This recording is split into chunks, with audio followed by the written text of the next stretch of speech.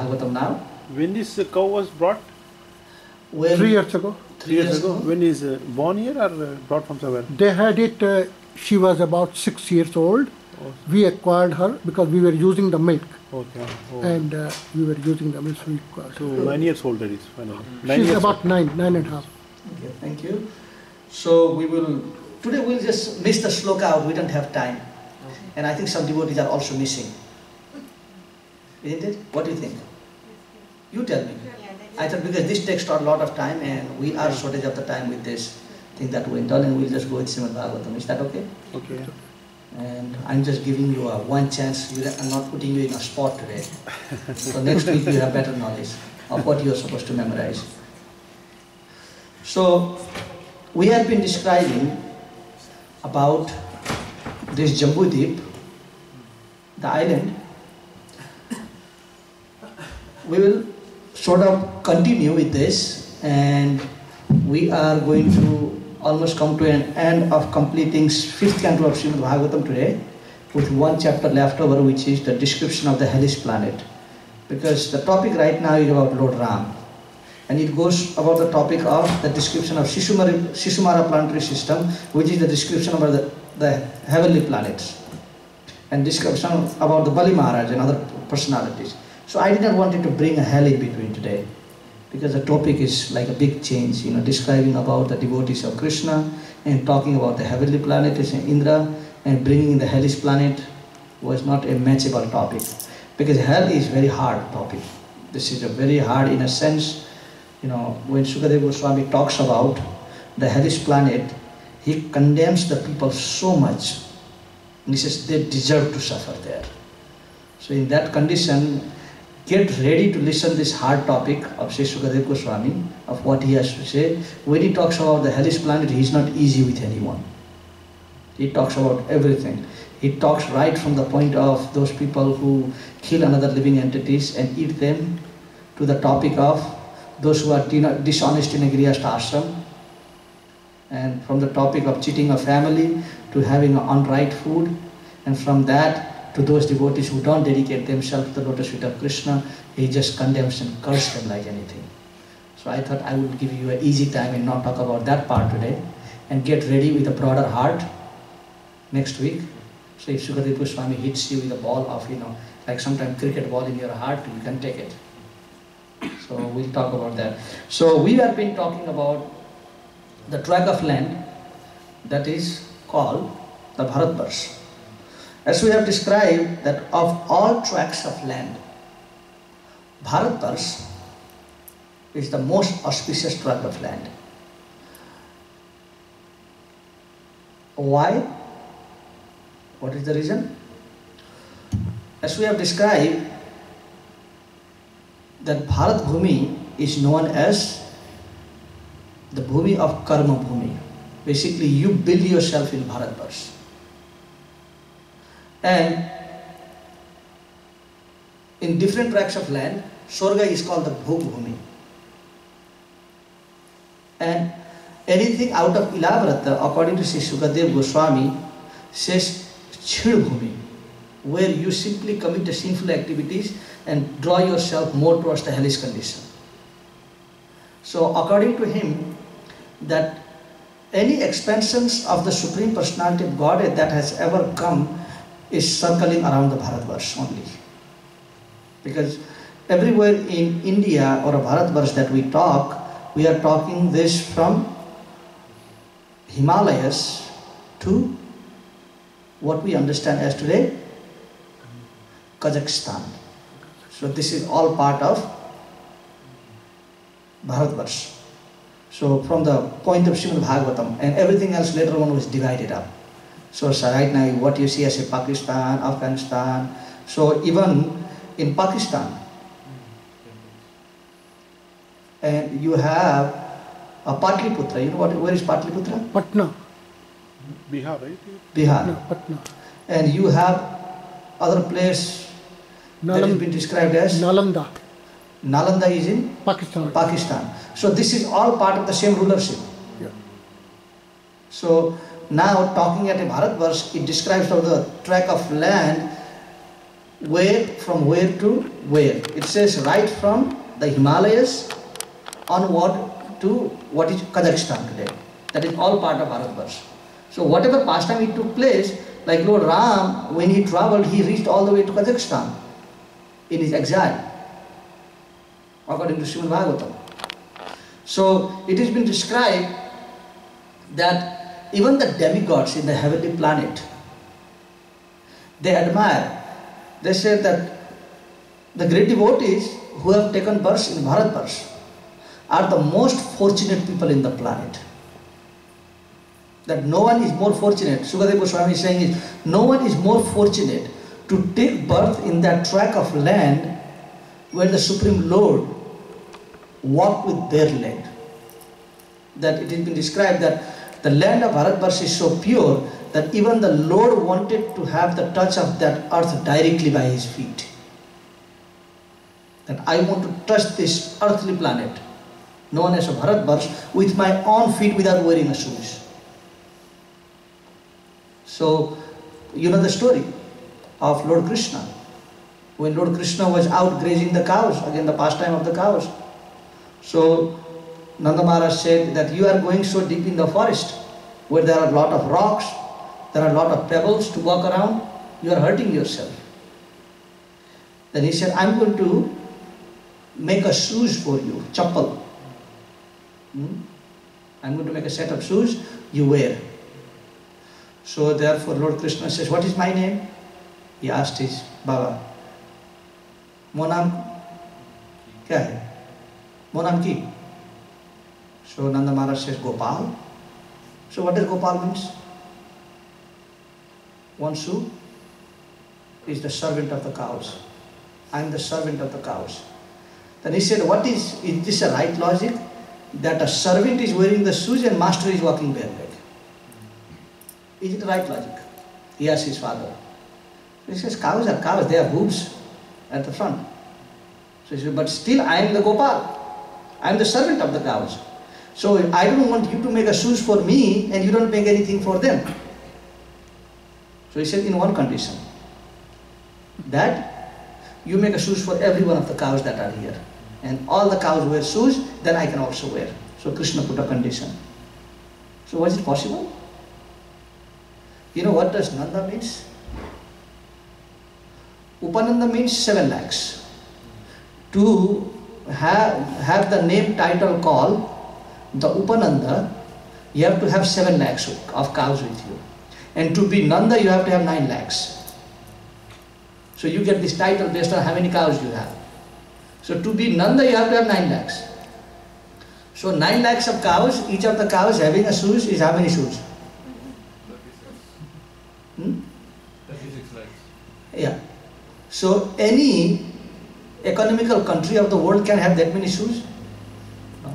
So Nanda Maharaj gave up. He said no. So when this discussion was going on, the cows were there, they are listening. The domestic animals, like there are animals that are meant to be forest, and there are animals that are supposed to be in your environment as a family. So the cows are hearing this discussion between Krishna and Nanda Maharaj. So when this discussion is going on about the cows not having a shoes, all the cows stopped eating a grass and their ears went straight up. And they're listening, what is this discussion going on here? There must be something about us here. So they are listening very carefully.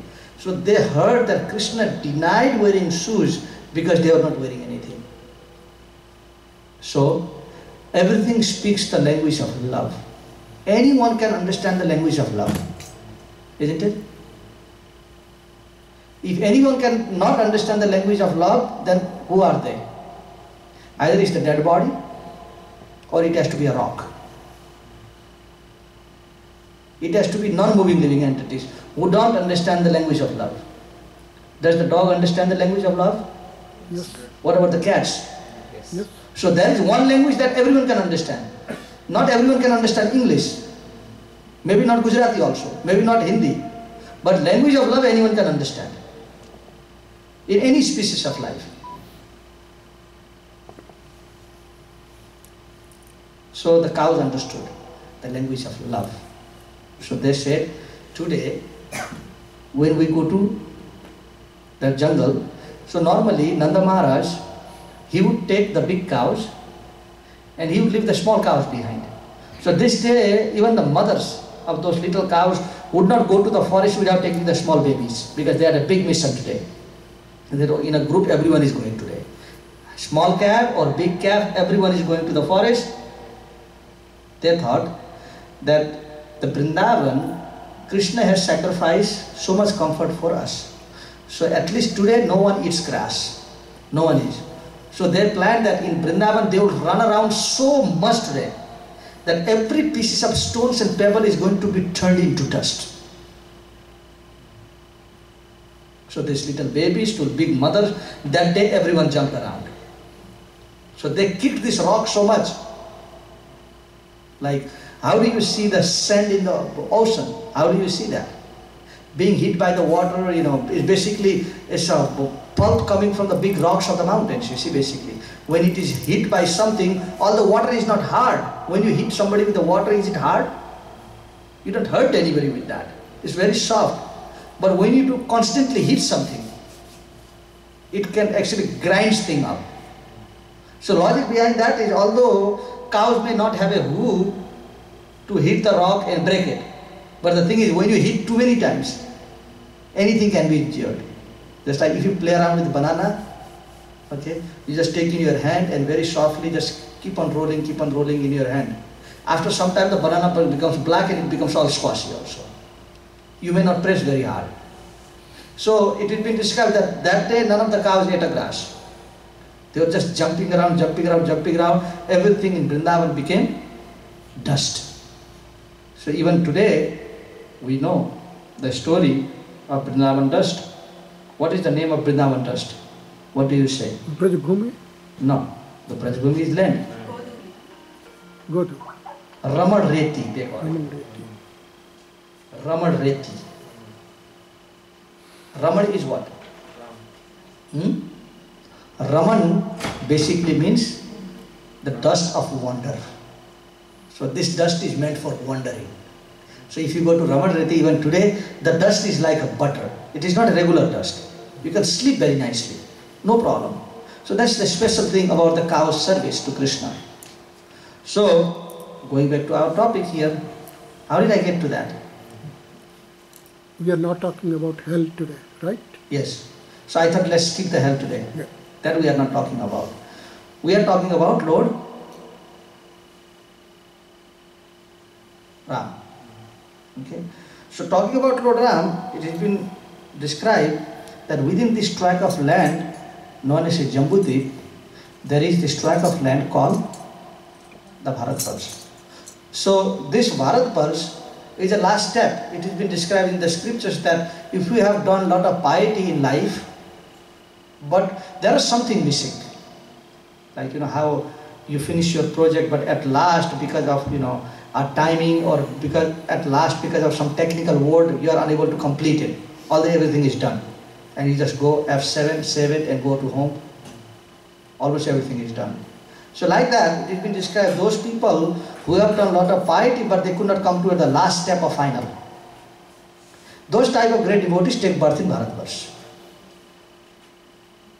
And everything, right from beginning of life, everything is designed in order to cultivate Krishna consciousness. So what is the concept in India? Right from birth, what are you taught? That your parents are actually who? Like a God. God. So you may know nobody in your life. You only know the parents. Isn't it? So we are taught right from beginning, see the manifestation of God within your parents. So right there from very beginning, now what is the concept of parents having a connection with God?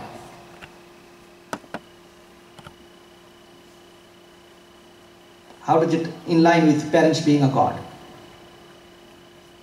First thing is what? Compassion. Isn't it?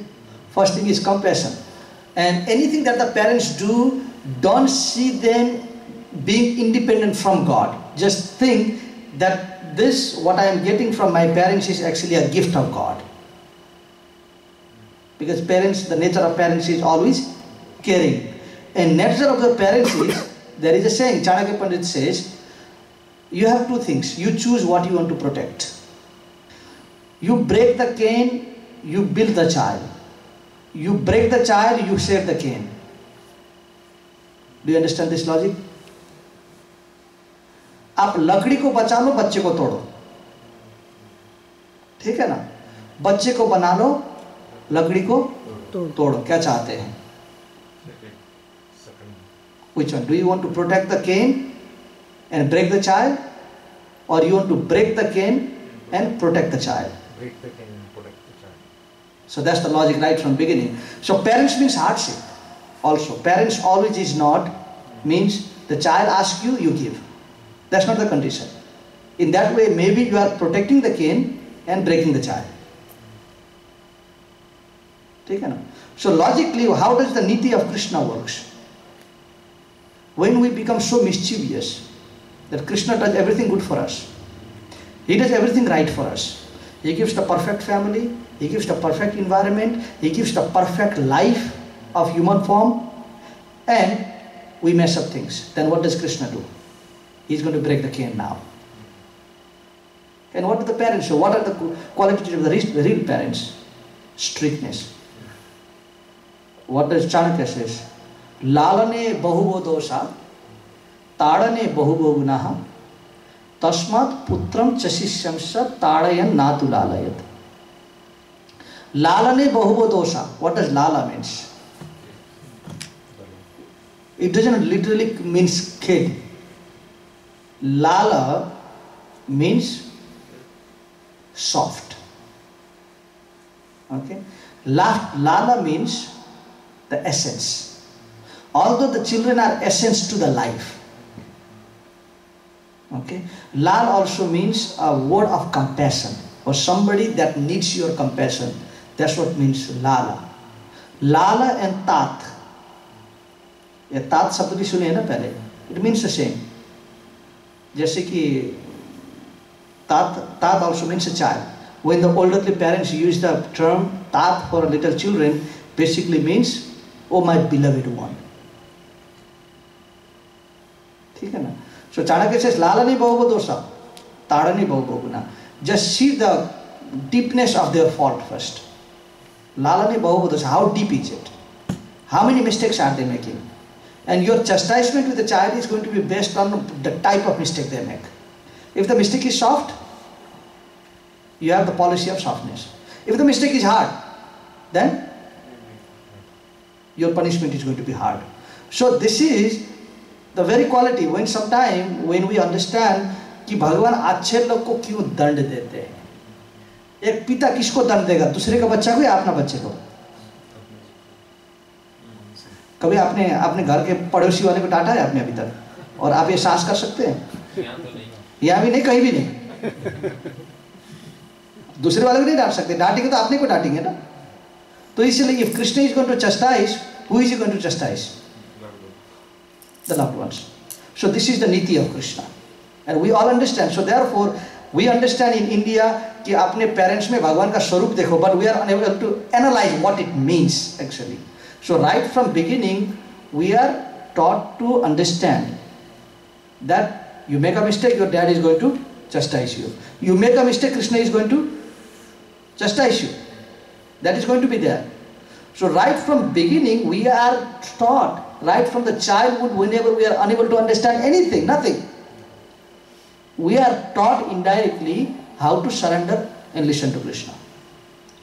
This is a tract of land that Sri Sukadeva Goswami is talking about. Just like, what is another term he used? That Swayam Nishya Yasam Vidya Nabhaktya Gyaya Karmai Narati Rogino Chaiva Banchatopi Vishattama. That a well-accomplished physician, a doctor, you go to see a doctor. Okay? So going to doctor means who goes to doctor? Sick? Yes, who go to doctor is the patients. So, who goes to the sadhu? Those people who understand. Sometimes the sickness, everyone has a sickness, but we don't find out in time. We don't find out. Everyone is sick. Nobody is healthy. Problem is we don't find out in time. And by the time we find out, it's too late. So what is a sickness? We all have. We are all subject to repeated janma, mrityu, jara, vyadhi, dukha, dosha, anudarshanam. Krishna says the symptom of an intelligent man is that he sees a defect in these four things. The symptom of an intelligent man is he sees a defect in these four. What is this defect? There is a defect in birth. Yes? Mrityu, there is a defect in death also. Jara, there is defect in old age. And vyadhi, diseased. So, sometimes the problem of people is that they don't even see a defect. That is the biggest problem. There is a problem, but you don't see a defect. And some people who are able to see a defect, Krishna says he is the actual seer of the truth. Only when you see the defect, you will fix the defect. So, in Bharatvarsh, we are always taught of, like, in Bharat, when something negative comes, people are reminded, देखो, तुम ऐसा मत करो, पता है, ऐसा करने से उस घर में क्या हुआ था. Always pointing out a negative so that doesn't take place. And what is the condition of the sense gratification or the world that is going towards the sense gratification? अरे बुरा चीज, बीते हुई चीज का बात मत करो. Although it is because it is bad. Don't talk about bad thing, be positive. Yes, you can definitely be positive. But remembering the consequence of negative, you can be positive. Isn't it? Just like if somebody tells you a poison or says bish le lo, and you say nahi, पिछले बार last time somebody took this bish, he died. So they tell, no, don't talk about what happened to the last guy. You take it. Is it right logic? So to understand the quality of a poison, it is important to understand what it caused in past first. Isn't it? So in this tract of land, I am just talking about Shukadev Goswami's part, just trying to make a practical. In this tract of land, we talk about the problem first.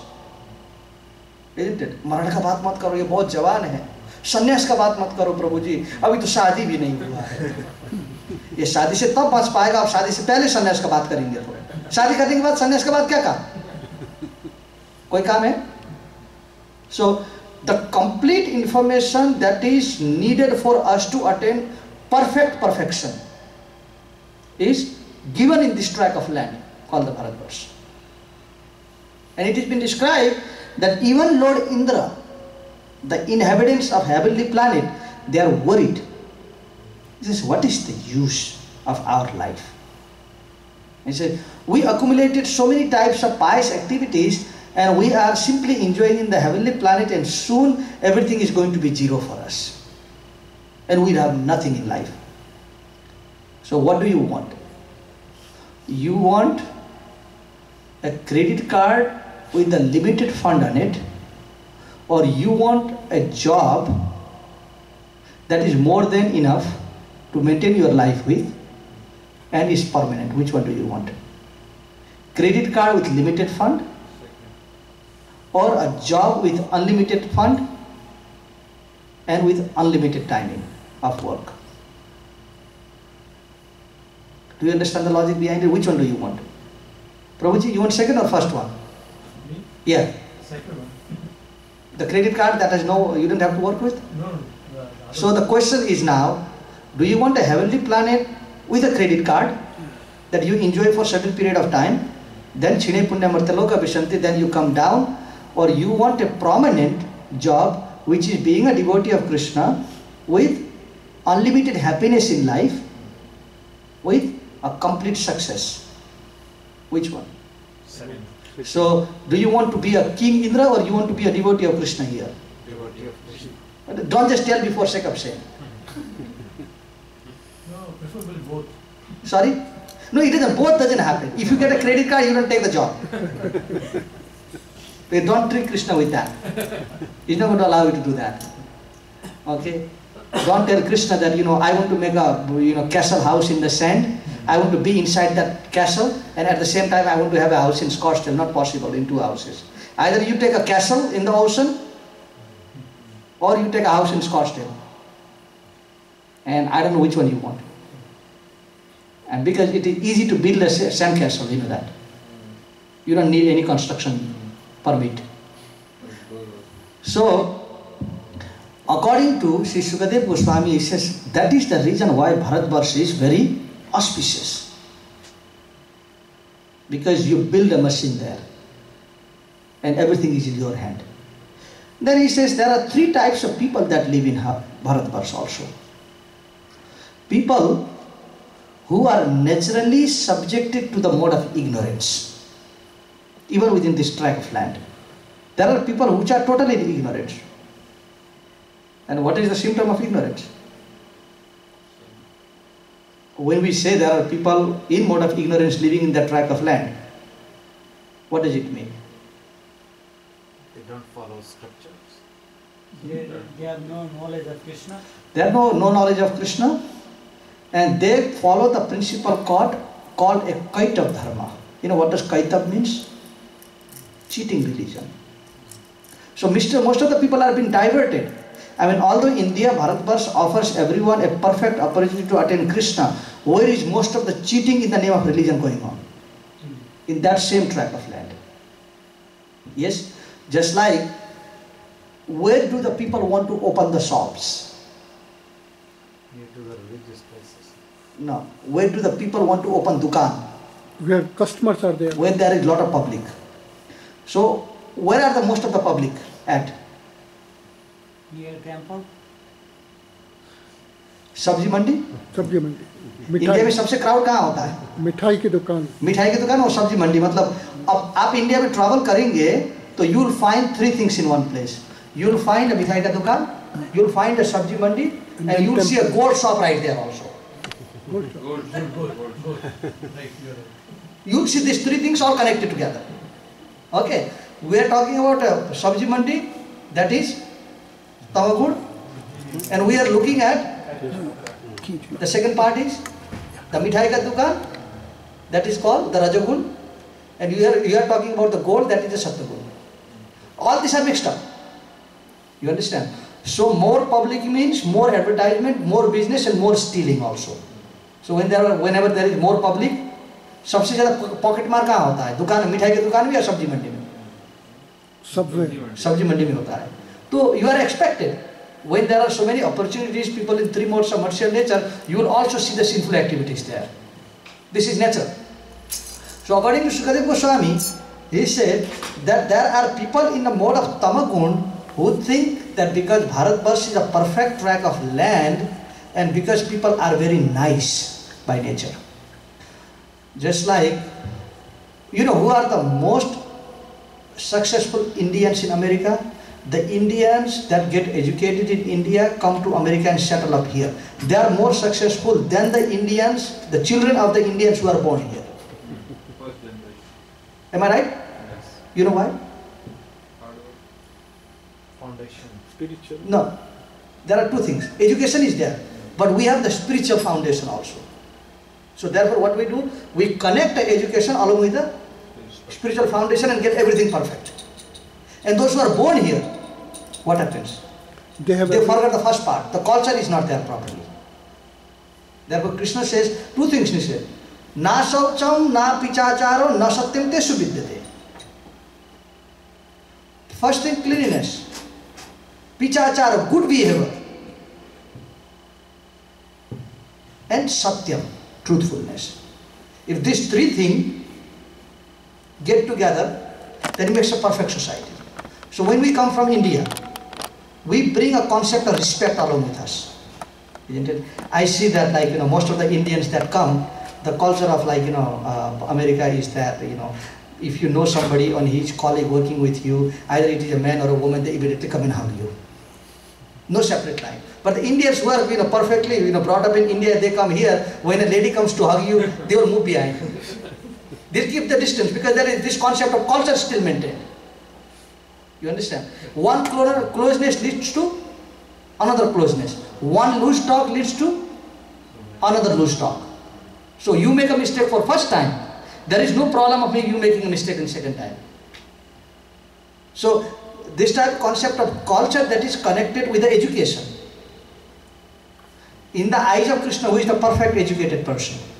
In the eyes of Krishna, who does Krishna call the perfectly educated man?